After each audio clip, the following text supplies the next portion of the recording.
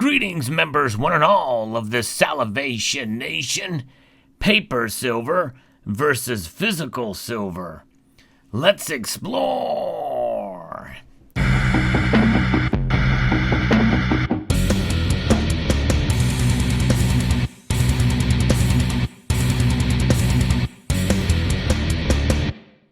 In this video, we are going to discuss the advantages and disadvantages of holding or buying paper silver, which is a very broad term of essentially every way that you can invest in silver digitally, versus buying and owning physical silver. This is, I think, one of those videos that hopefully will answer some questions about both. I am not against diversifying in the world of precious metals. Diversification not only means investing in different precious metals, but in this video we're talking strictly about silver. But even from within one certain metal, like silver, there's different ways in which you can invest and also hedge. And that's just it. Investment and hedging, or essentially using it as a wealth preservation tool and to diversify from within your portfolio. There's different ways to do so. I am all about diversification for sure. In fact, even I promote things that I don't necessarily do all that much. I don't really dabble in the paper realm, but certainly there's a lot to it, and there are ways and advantages to investing in that world or hedging in that world. So when we talk about paper trading, we must first understand exactly what that contains. What does that entail? Paper silver is essentially a broad-based term to refer to unallocated silver, bullion bank unallocated silver. And that can be done through bullion banks. And Perth Mint has ways to be able to invest in silver that's unallocated or allocated, and unallocated in synthetic holdings, also in silver futures. Silver mining stocks is a way that you can invest in paper silver, OTC silver derivatives, and then what is known as screen silver, essentially kind of a crypto-based or blockchain-based buying of silver. In that world regard, there's some bullion dealers that offer that example ways to be able to buy paper silver. A lot of that is fully allocated and backed. And then you have exchange-traded funds, ETFs, what they're known as. And that's what most people think of when they think of paper silver. And that is something that all of these things essentially do have a counterparty risk by design. I mean, that's part of what it's about. But there's risk in everything you do in life, but there's some benefits as well to them too. You know, there's the old adage: if you don't hold it, you don't own it, and that essentially refers to this counterparty risk. And they provide ownership of units and shares with ETFs, but not actual ownership of silver, unless you invest in the ones that claim to back all of the silver that you buy in ETFs. Buy the silver. By every dollar you spend or every share you buy is backed by a measured amount of silver. However, in order to obtain delivery of this silver, it's very cumbersome, and it takes a lot of shares in order to cash out. So in other words, if you're going to buy ETFs, you might as well leave it in ETFs or cash out. And cash settlement is the most liquid option in that regard. And that's one of the benefits, because you can buy silver without actually being exposed to silver, just the ownership of the units or the shares. And it's based off the spot price of silver. And the spot price of silver is the basis from which you buy usually most of these paper silver products at a very low premium, extremely low. In fact, most of them are just trading costs and fees associated with it.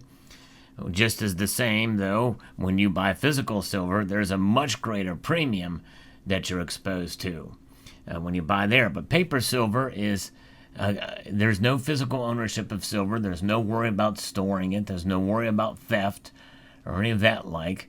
But it does give you exposure to the silver price, which is the foundation from all trading of silver, even the physical whenever you go to sell it. So some people find benefit of that so that they can invest in silver to counter what's going on in the stock market and other positions they have in the stock market. It's very convenient to own paper silver. And so that is one of the benefits. But again, there's counterparty risk. You don't actually own the silver, and if you don't hold it, you don't own it. So there is that with regards to paper silver.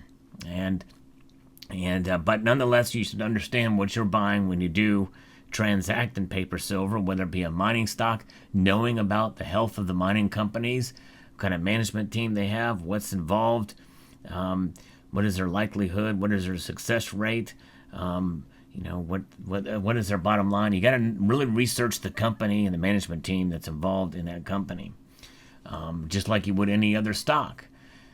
And so that's kind of the bottom in silver futures and options and the like. Those are areas that are much more familiar terminology, and tracking and investing in the stock market, as opposed to silver. When you buy silver, it's very simple. You are buying physical. And by the way, the examples I have here are not stamped. They're self-poured bullion or self-poured silver pieces that I just have here to show what silver kind of looks like. But I wanted to show these. I don't want to necessarily tie to any brand or any specific sword. But obviously, silver comes in many different forms physically, including poured, like much of what you see here, although most poured silver will have markings on them so that you know exactly what they are. But it can also be in the form of coins, rounds, privately issued rounds, and bars, both government-issued bars and privately issued bars.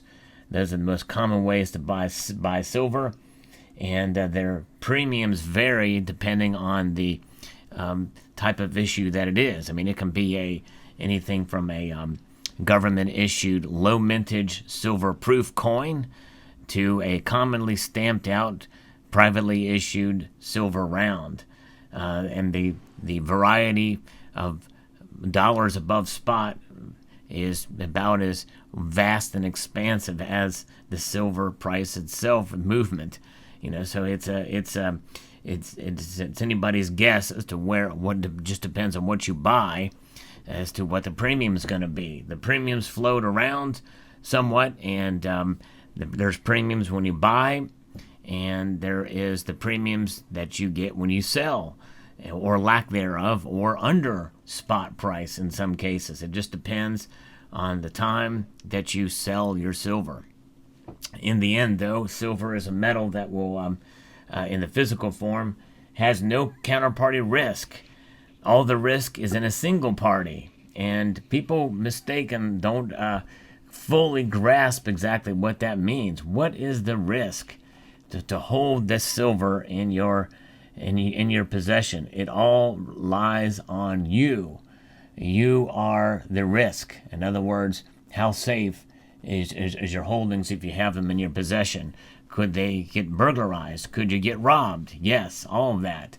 And the only other way that silver could have a counterparty risk if it's held off-site, then you're dependent on another person or a third party. So that is how it can happen with physical. You can have counterparty risk with physical if it's not in your possession. If it is in your possession, then yes, you can have single party risk, and that is something to consider as well. So therefore, there's different options and choices with physical as well too, and how you store it, how you buy it, as we've talked about. But the biggest problem with having physical is not only storage, but also the premiums that you pay for it. That is a real concern. So you have to be picky as to how you buy it, and shop around to find the best deal, just as you would to find a good, stable, and secure paper silver ETF or mining stock. Do your research on both of those.